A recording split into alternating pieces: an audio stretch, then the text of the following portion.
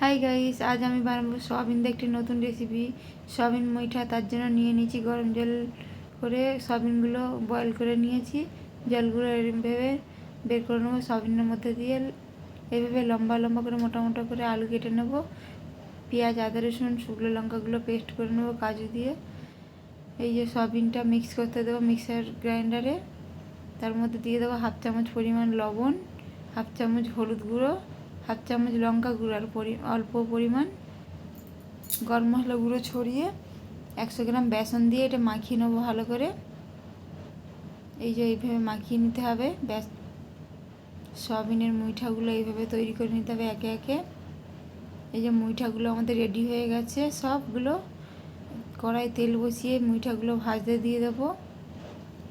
এই দেখুন বন্ধুরা, মুইঠাগুলো কত সুন্দর দেখতে হয়েছে। এইভাবে একদিন নিরামিষভাবে রান্না করে দেখবে, খুব ভালো লাগে খেতে। এটা দুরকমভাবেই রান্না করা যায়, নিরামিষ আর আমিষ। আমি আমিষ রান্না করেছি। এ দেখো, এইভাবে সয়াবিনের মুইঠাগুলো ভাজতে দিতে হবে।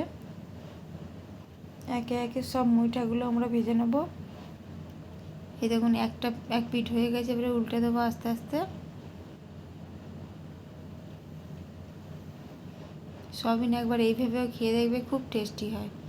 এই দেখুন বন্ধুরা, আমাদের সব ভাজাগুলো প্রায় কমপ্লিট হয়ে গেছে। এই দেখুন, কড়াইয়ের মধ্যে তেল দিয়ে আলুগুলো ভেজে নেব লাল লাল করে।